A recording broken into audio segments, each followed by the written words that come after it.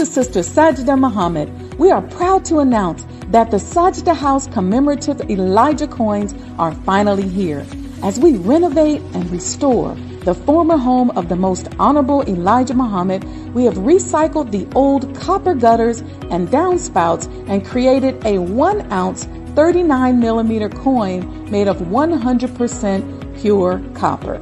Each coin is professionally graded and has its own barcode and registration number. This priceless heirloom, made from recycled copper from the messenger's home, is now available at sajdahhouse.com.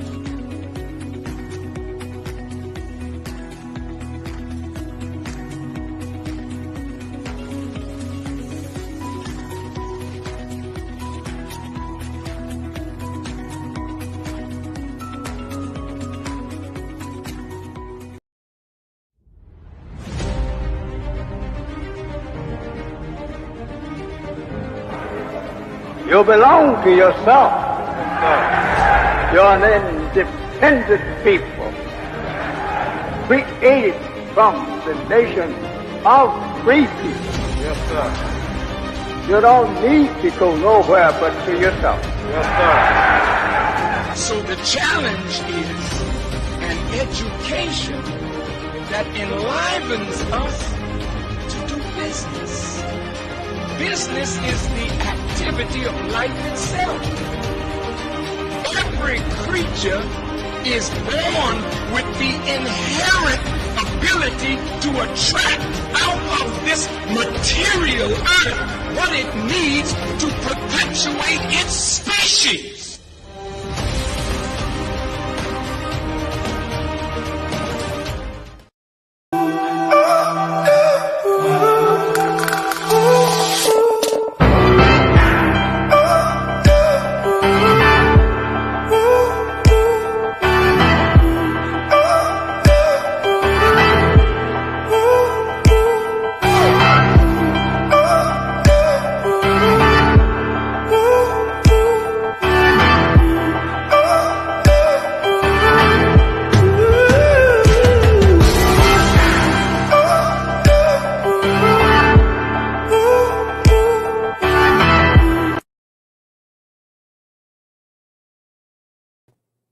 Greetings, family. Welcome to the MOEToday series on Black Muslim businesses. I'm your host, Sajdah Wendy Muhammad. So, Assalamu alaikum, Ramadan Mubarak to everyone. Welcome to the show. I'm so excited today because writing is something that a lot of us aspire to do. Many of us aspire to write books, but we just can't figure out how to be consistent. And sometimes you just need to see somebody who's successful at it and somebody who loves it. So I have a sister that I'm bringing on today, and we're going to jump right into it. Let me tell you something.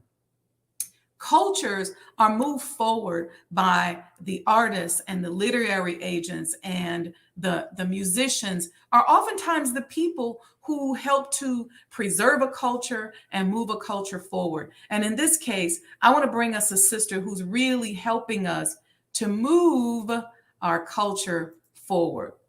Assalamu alaikum, sis. Walaikum salam. How are you? I'm wonderful. I'm so excited. Let me scoot over a little bit here. Me too. I'm excited as well. Listen, pronounce your name. Is it A'alia? Yes, ma'am. Okay, I got it right. I was looking at it and I said, the spelling is so beautiful. Oh, thank you. Yeah, my mom wanted to be a little different. Different. That's okay. That's beautiful. So start off telling us about yourself, your background, who you are, because I really, really want people to get to know you. Yes, ma'am. Well, my name is A'alia Zealous. I am 25 years old, and I've been writing since I was 16 years old. And I published my first story when I was 17 years old. My father actually showed me how. And I've kind of been writing ever since. My dad, he always says, like, you were put in a kind of a blessed position because you are one of the few people who kind of found their calling and found their passion early in life, and you're able to stick with it throughout the rest of your life. So that's been my passion ever since I was 16. But in between then, I've gotten into urban farming. So I've been into urban farming for about actively 6 years, but I haven't done it in a couple of years. I want to get back into it. And yeah. that's pretty much about me. You mentioned finding your calling early. I would agree with that. When you find your calling early, by the time you get to a certain age, it just kind of becomes innate, or it Mm-hmm. becomes kind of like that gate that opens those ancient doors, as they say, to what's next for you in your life. Mm-hmm. Mm-hmm. So Yeah, I feel like. look what I got. Oh, you got one. You got a journal.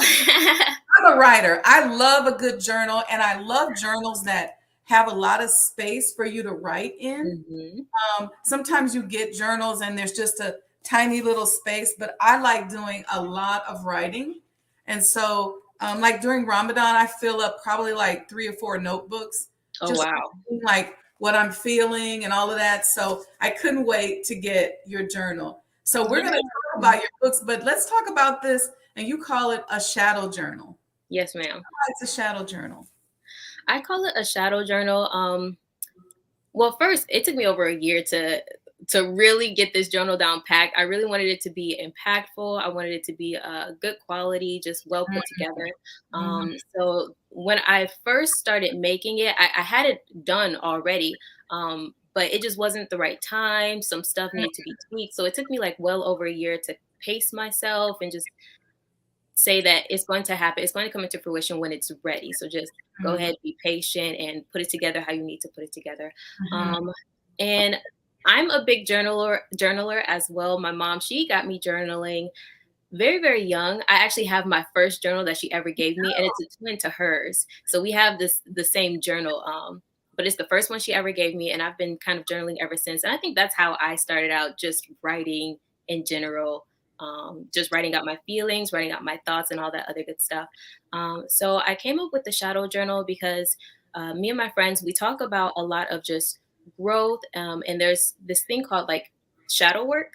So with shadow work, it's all about understanding the shadow side of yourself, understanding not necessarily the bad things about yourself, but um, if you tend to be a jealous person, like that's a good thing to know about yourself, not to badger yourself or anything like that, or say, "Oh, this is a bad thing about me," but Other to side where the understand. sun doesn't shine or where everybody Exactly. see. Understand yourself. Understand the things that you probably don't accept about yourself, but you need to in order to move forward. So I wanted to create the shadow journal to kind of help guide people. I always hear a lot of my friends say they don't know what to write inside of their journal. They don't know where to start. So I wanted to create something that could kind of be a little bit of a guide, kind of be fun, interesting to come back to help guide people along their shadow work journey. Yeah, yeah. I love that concept of understanding that other side of yourself. You know, in the business world where I do a lot of business coachings, I call that your blind spots. Mm-hmm.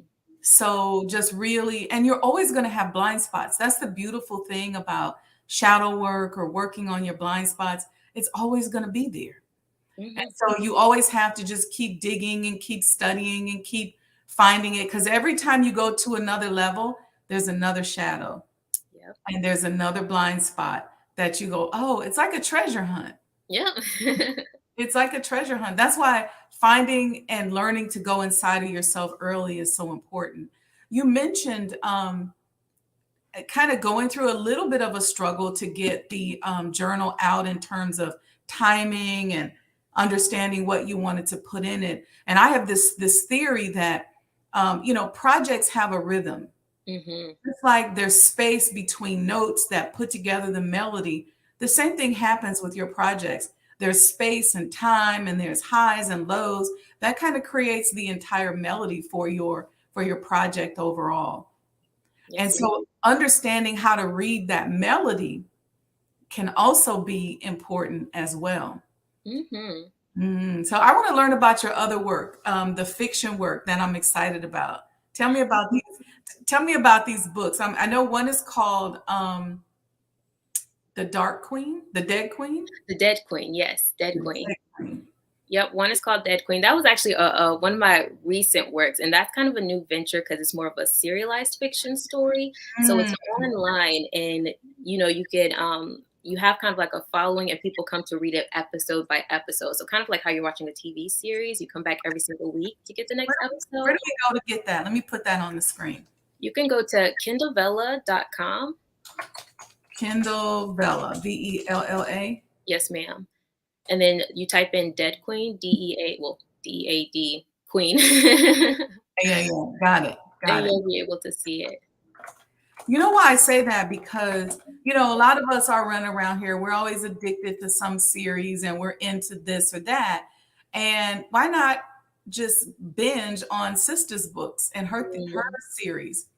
Yes, Um, ma'am. that's awesome. So the Dead Queen, tell us what you can about the Dead Queen. So Dead Queen, I always have just ideas. I have a whole wall of just sticky notes with just ideas on it. And I just love to explore just different avenues. So Dead Queen was kind of about, I had a little bit of a dream about a ghost. So it was basically a young girl, and her father kind of took her life. It was just this bizarre dream. It was this whole world. She was living in this kingdom. Her father was the king, and her father kind of took her life, but she had siblings and she couldn't leave yet. So in my dream, the woman continued on being a ghost, kind of like being a spirit protecting her siblings while they continue to live their lives. So that was just kind of like an instant spark of that would be a good story to read. So I just sat down and I wrote that story. So it follows. It starts with the main character. She actually loses her life. The rest of the story is just following her in her afterlife as a spirit as she goes about. So she just lingers around looking at people and watching and interfering in folks' business and stuff. Well, actually, she's trying to figure out who she is. So the whole reason of how she lost her life is just this whole big mystery. So as she starts to unravel what happened, who is she? She uncovers this bigger story of who she actually is and where she belongs. Oh, that's powerful. So we can go to kindlevella.com and catch up on that. Yes, ma'am. And check that out. That sounds really intriguing because I'm not really into scary books, but that one I like because it sounds a little spiritual. Yes. And you got this person who's lingering around in this realm after they've passed on and just exploring and having fun with that. Yeah, my work is definitely a little bit of an acquired taste. I like to do dark fantasy, kind of whimsical. So if you think about like Tim Burton movies, just that whimsical with a little bit of a dark aspect, that's kind of like the realm that I like to write in. Okay, like sort of like are you into like superheroes, or it's like dark fantasy pretty much? It's dark fantasy pretty much. I do love superheroes, but I haven't tried writing a superhero character in I don't know how long. Okay. So people who are listening, and I just absolutely love this. I have some dark fantasy type books myself, and when you just want to get lost in a story, dark fantasy is a great way to do that. So tell us what dark fantasy is so that people can oh yeah, so somebody said my daughter and I already read Royal Jelly. We're gonna get to Royal Jelly, but talk about dark fantasy for those who aren't familiar. So dark fantasy, it's pretty much when you think about fantasy, you think of like Alice in Wonderland. It's that whimsical. It's the creatures just from different types of worlds, all that good stuff. When you think about Marvel is set in a fantasy world. All those superheroes are set in a fantasy world. So that's pretty much fantasy. The dark aspect comes in when all of the themes or the underlying themes kind of have a dark twist to it. So for instance, with Dead Queen is more so it's talking about like the afterlife and it's talking about death. So it kind of touches on a lot of those themes rather than just being a fantastical, whimsical world. Okay, got it. And then someone mentioned Royal Jelly. Tell us about that, Royal Jelly. Royal Jelly, that's a book that I'm super, super proud of. I think that was the first work that I did that I was super, super proud of. And just by the end of it, I was just so stoked that I created that. Royal Jelly is about, so in urban farming, one of the workshops that I took was on honeybees. And I loved working with the honeybees. I got to put on my suit. I got to go sit with the honeybees, harvest honey and all that other stuff. Nice. And one thing that my teacher would do, he would say, like, stand next to the hives and just come over here and just listen. And you could just hear just the buzzing of the bees. And it's just, I don't know what it is. They just give off a vibration that's just super, super peaceful. They really do. So I was in love with the honeybees. And as my teacher would tell us more about the honeybees. He would talk about the drones, talk about the queen bee, what their purpose was.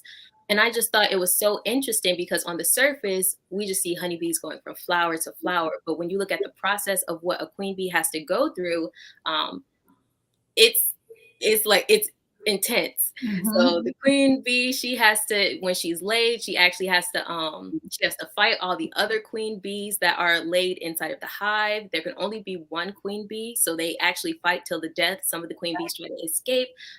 Some of the queen bees, they can't. And then if at any time the honeybee hive feels like their queen is a weak queen, like she can't produce the workers that she needs to produce, she's sick or anything like that, they will actually huddle around her and they will overheat her to kill her so they could choose a different queen because they feel like she's not as strong as she should be. Mhm. Mhm. So I just thought that that was just crazy. And that's the other, yeah. I just thought that that was just crazy. And when we look deep into all the things that go on in the world, like when we really look at insects, when we look at plants fighting till the death, when we really get down to the little things and we see how the small creatures in this world work and their process for how they come to be, if it was blown up on a larger scale, it would be straight up chaos. Straight up. Yeah. Yes, absolutely. So that's one of I the love things the that, way you wove that together. You took that experience of bees and learning about them and feeling that vibration, and you literally took that vibration and put it to pen and paper. yes, ma'am. I always tell people there are three things that inspire me the most. It's the parts of science that are borderline magic, the sides of nature that are downright terrifying, and the sides of God that nobody likes to believe exists. Mhm. And just staying in alignment with those three concepts, I always feel like I find something spectacular to write about.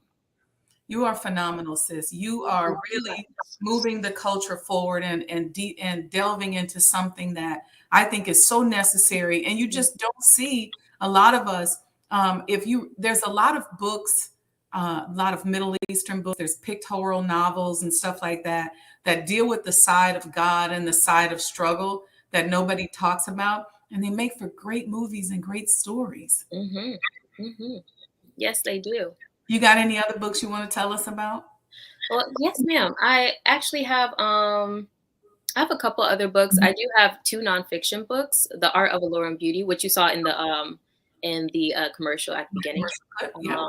and Creative Genius in Progress. So, Creative Genius in Progress, that was also a bit of a passion project. Well, all of my work is a passion project to me, but that was a work that I wanted to do because me and my friends, we talk all the time. Sometimes they're like, they just wonder how I come up with some of my things. And sometimes I talk on social media with certain people and they wonder how I come up with some of my ideas and things like that. So I wanted to write a book that could kind of break down the creative process in a sense, and kind of give tips and instructions on how to build a creative idea, where to find creativity, um, and things of that nature. And the Art of Allure and Beauty, me and my friends, again, we always talk about like femininity and womanhood and all that good stuff. And we all have different takes on what that means to us. So I kind of wanted to create this journal slash guide with my perspective on femininity and womanhood and just the basis of it. So women can actually build upon that and build their own brand of femininity and womanhood that isn't just this one thing, but here are some basic foundational steps, and you build upon this into what you believe is femininity and womanhood. I have this concept that when you move into that space of creativity, you move into that energy of revelation where it's really just you and God. Hmm. You're beyond your intellectual capacity. I personally love projects like that where I'm beyond my intellectual capacity. I could not necessarily put this together intellectually if I wanted to. So now I'm kind of hanging out here in this magical space where in order to navigate the space, I have to connect with Allah. And Hmm. so that level of vibration is that I call that the vibration of revelation, which includes the vibration of love. But what it does is it just allows you to communicate on a level where it's almost like you're bringing the secrets of the universe to the real world. And what inspired me to kind of live in that space and enjoy that space was very much like you as a child, different things that would happen and kind of translating my sensitivity into this suspended world that I was always living into. Tell me about your childhood and what really inspired you. I know your mom got you into journaling. We talked about that. And I want everybody, I held this up earlier. This is her shadow journal. And it's a beautiful journal because it's a great way. And she gives you lots of beautiful spaces to write. A lot of people put together journals and it's just this little tiny space to write. And it's not good for those of us who are writers. So I want to understand a little bit more about how you discovered or how your passion was revealed to you. Was there a specific event or did it start to reveal over time? Talk to us about that. Well, with my process, it definitely started to reveal over time. When I looked back on how I got into writing, it kind of felt like the signs were there, but I didn't know at the time that that's where I was being led to. So it was my mom got me into journaling. I didn't really think much of that, but I think around when I got into middle school, I was actually homeschooled before that. So this was my first time in a public school. And Okay. my teacher, it was this project on poetry. So we wrote poetry and I just did my thing with my poetry project. And a lot of people just really loved it. They just loved it. They talked about it. The principal posted it in the hallway. And to me, it was like, oh, that's cool. Like I wrote this, da da da da da. I'm getting praise for it. And I remember that was my first spark as to something's here. Something is here for me. So then I forgot about that whole thing. And it wasn't until I got into high school where, I got into the newspaper, the school newspaper. I took all AP English classes. It was my favorite class. So I always loved going to English class. And I think that's when I was first introduced to my first Black woman who wrote fiction, Octavia Butler, her book Kindred. That was my first science fiction written by a Black woman. And it was like, oh, Black women can do this too? Okay, something else is clicking here for me. But it wasn't until I got out of high school and I was about 16 going on 17 and, all my friends were going to college and they were getting their internships and stuff like that. And there was a part of me that never truly believed that writing was very important. For some reason, it was just always in the back of my head. Every single time I told people like, oh, I do some writing. I feel like they were always trying to say, well, push me in a direction that kind of felt more important to where my writing was useful. So it was all like, yeah, it was like, oh, are you going to be a reporter? Are you going to be like a newspaper? Are you going to write news and stuff like that? It always felt like it was something that they could find useful. But when I said that, I kind of write stories, I kind of wrote fiction. One, I downplayed myself a lot, but two, I kind of felt like people lost interest a little bit. Like it wasn't that great. So after high school, I was kind of in this space of what am I going to do? What am I going to do with my life? What am I going to do just in general?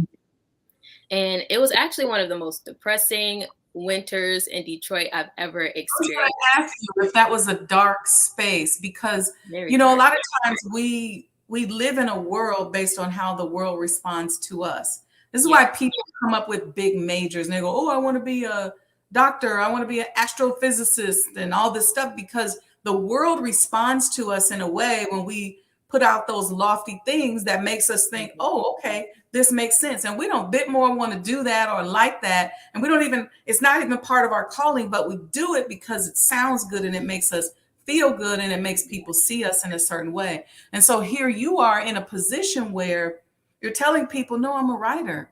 I want to write stories. You wanted to be an author and people aren't responding like, what, a journalist, English teacher? Right. They're kind of exactly.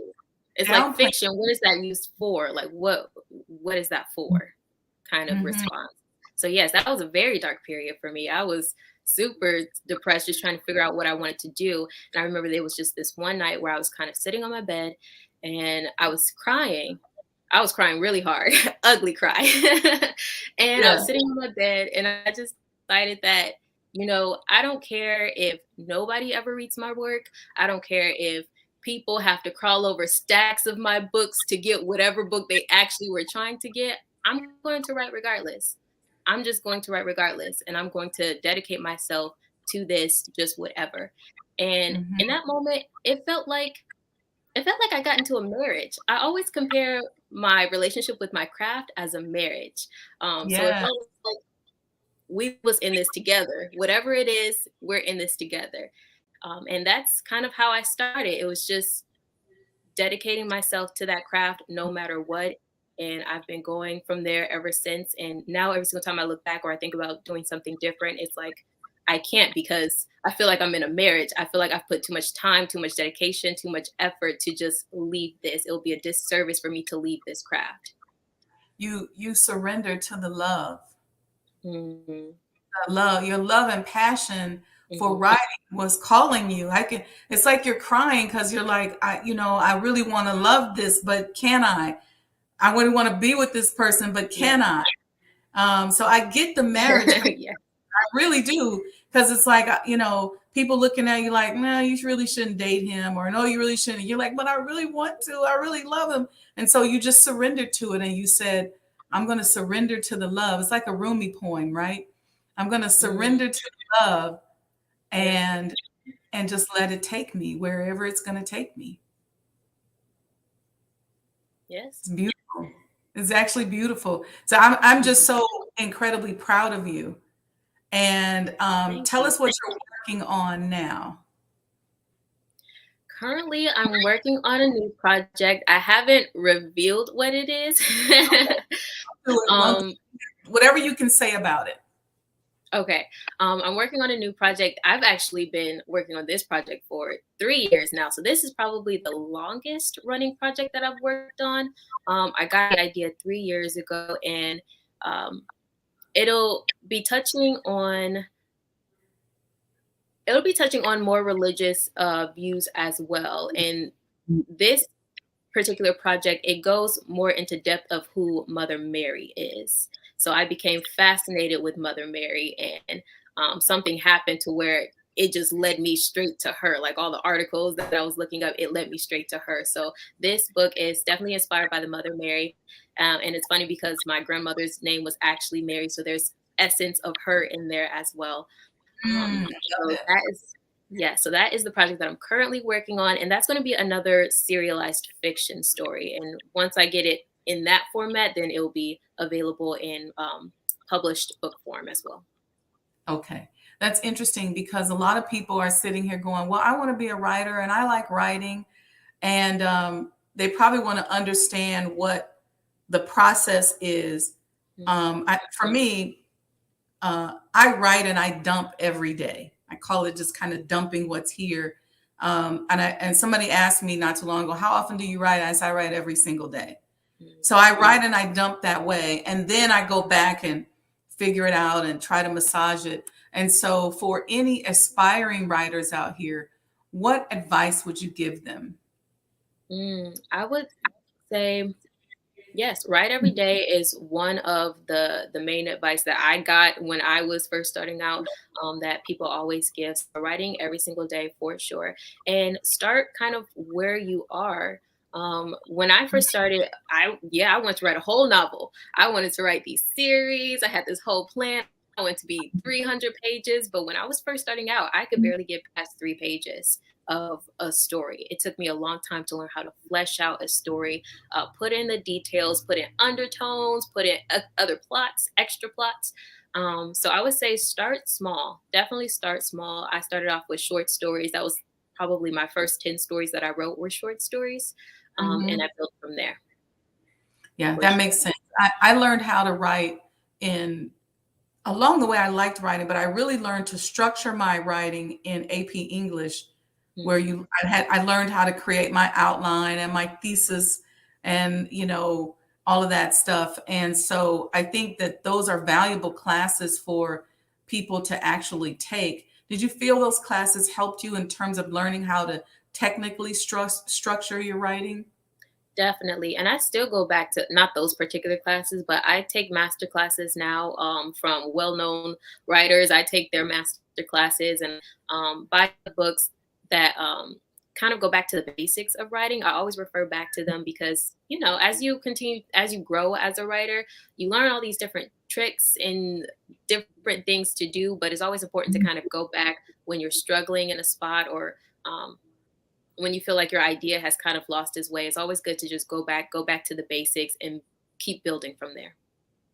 It's interesting when you talk about an idea losing its way. I was having a conversation with someone the other day, and they were talking about public speaking, like developing a lecture or a speech. And I was saying to them that you always have to kind of have your goal or your takeaway, and then you build towards that, because you can have so many offshoots in your speech. And if you keep going down rabbit hole after rabbit hole, you kind of start to lose people, and people like, wait, what does this mean? Mm-hmm. Yep.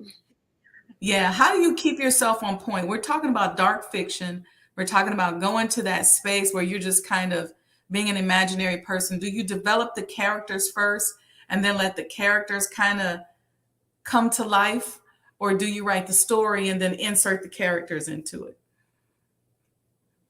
It's a little bit of both. I always have an outline. I always have an idea first when I'm starting, and then that always has. I always develop an outline, and with the outline, I always know the beginning. I always know what's happening, like the major things that are happening, and then the ending. I mostly know where I want the book to kind of end. So anything in between, I know the character that I want to be in there, but I don't know much about the character at all. And I allow the character to have space to develop into who they're going to be. So as we're going, it's kind of like raising a little bit of a child. It's like you're watching them. I don't have children, so I'm speculating, but you're kind of watching them and you're just seeing what they're kind of doing. You kind of put yourself in the mindset of what you would be feeling if they were going through this situation, what you would do if you kind of had this past or this trauma or just this whatever, and you let them develop organically in that way. And you see where it goes. But most of the writing, a lot of writers will tell you that most of the writing actually happens in the edits. So even if you have this whole elaborate story, you have everything down on paper, the serious part is getting down to the edits of, okay, what is necessary? Okay, what sleeks this down? What makes sense? And really just polishing it off. Mm-hmm. Do you have a team of people that help you? You employ people? I am a one-woman show. I outsource quite a bit, but it isn't a consistent, and that's, my dad was just saying this. He said, you're getting to a place where you probably need to put together a team. So that's going to be my next venture into finding a team, exactly who I need, what type of people I need to put in place to keep me going. But as far as how I've been running right now, I've been a one-woman show, and that's that's coming to its end a little bit. Yeah, you probably need a PR agent or somebody to also help you to promote your books as well. Put out a press release to drive people to your site, because I want to see you making money off of this and just the flow of abundance just flowing to you in exchange for your creativity, because it's such a blessing to live a life where you get paid off of your creative, or you get paid for who you are, as opposed to what you do for somebody else. Absolutely. So you said what's next? You're working on the Mary Project. Anything else you want to tell us about? Let me put your site up here where they can get the series. Because what I want to see people do, and what might also actually be kind of cool, is maybe you do. Have you seen how what's her name? Courtney Kemp with Power. She comes out and she talks about the series as it's evolving and as it's going along, kind of help addict people to the series. I think you should do that. So while I'm looking for that comment, give us a few more tips, or don't give us a spoiler, maybe a little spoiler on the Dead Queen, so that we can all go out and binge on it and get your series and get addicted to whatever A'alia Zealous has that comes out. Okay, yes, for sure. Dead Queen. So I'll give a little bit of a spoiler. So Dead Queen is set in a place where similar to my dream, she is the daughter of a very powerful man, and she has siblings. So she follows, one of her main things is kind of figuring out who she is and following her siblings around and keeping them safe. And as she's discovering and learning more about who she is, where she comes from. She starts to realize that the people in her life weren't who they seem, and that her life it was being called to go in a different direction to begin with, in a sense. So yeah. So follow that journey that was inspired from her dream. This is your first series? Yes. This is her first series. Make sure everybody log on to kindlevella.com, search for Dead Queen, or you probably can also search for her name. The spelling is here. And let's just make her a Kindle bestseller, an Amazon bestseller, and set you up right for your next book. Is there anything you want to say to us as we leave? Well, thank you so much for having me. This was exciting. I can't remember. I've just been so kind of like to myself during this whole time period that we're in. So I haven't done an interview in a while. So it's like my social skills are a little bit rusty, and I'm trying to get back in the flow of actually being phenomenal to people. No. Don't do that to yourself. You are phenomenal. You are amazing. You are articulate. You're beautiful. You're talented. Thank you so much. Know that. And God is with you. You're bringing in a new culture. You're showing a different side for those of us as Black women, as Black Muslim women, as women. So many categories. You are blazing a trail. And at your age, to be doing what you're doing, I can't imagine what it's going to be like in the future for you. The sky's the limit. Thank you so much. I received that. I receive all of it. Thank you so much. And I want to say thank you so much for having me. Yeah, I want to play your commercial one more time, just so you get kind of 2 airings of it. And I just want to thank you for coming on, and I wish you the best of luck. And if you ever need anything, you know how to reach me. I'll do whatever I can to help support your dreams and your goals. Yes, ma'am. Thank you so much. And Ramadan Mubarak. Ramadan Kareem. I'm sitting here wishing I had a cup of coffee. That's my thing, is having my coffee and my tea while I'm doing these shows. So I'm sitting here. I'm actually just holding your journal because I need something to hold. So this is a good thing to hold. So we're going to play the commercial again, and then we're going to go off. But I want to thank you very much for joining us, and I wish you, again, more goodness and more love than you've ever experienced or imagined. Thank you so much. Thank you. Yes, ma'am. Okay, here we go.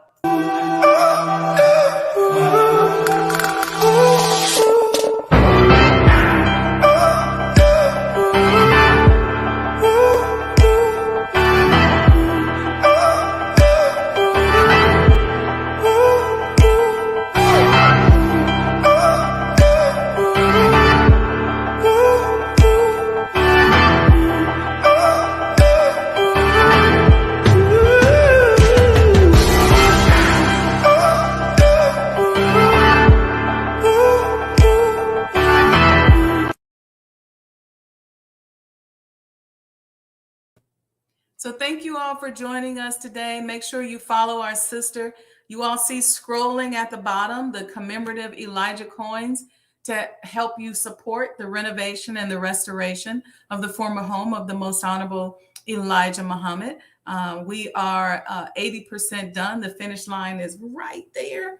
And so we just need your support.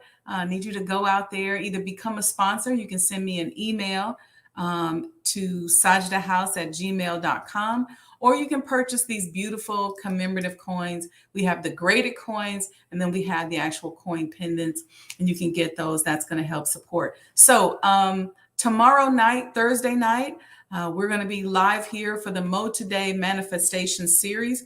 This is where we talk about how to execute and how to manifest as entrepreneurs. So we are, I believe, on week 15 of the course. So we are going to be here, inshallah, tomorrow at 7 p.m. Central Time. And then on Friday, we got some press coming out. So I'm going to jump on live. I may do it on IG and show you all the Chicago Sun-Times newspaper, where we're going to have an ad in there. So grateful for them for their support, and some of the other things. I told y'all I've been real tight-lipped about some of the stuff that we're working on, but now I've just pulled the string and the balloon is about to go up. So, all right, peace and blessings, family. SajdahHouse.com. Get your commemorative Elijah coin. Make sure that you support our sister, A'alia Zealous, and let's help her to become a best-selling author and her future be bright with abundance and flow as a result of her creativity. So peace and blessings. Oh, and don't forget to tune in tonight to the Night of Power. It's 9 p.m. Central Time. Don't ask me to translate all the other times, but 9 p.m. Central Time at NOI.org, the Night of Power. So for those of you who have been participating in this blessed Ramadan for us, this will be a wonderful experience for you. All right. So peace and blessings, family. Love you all.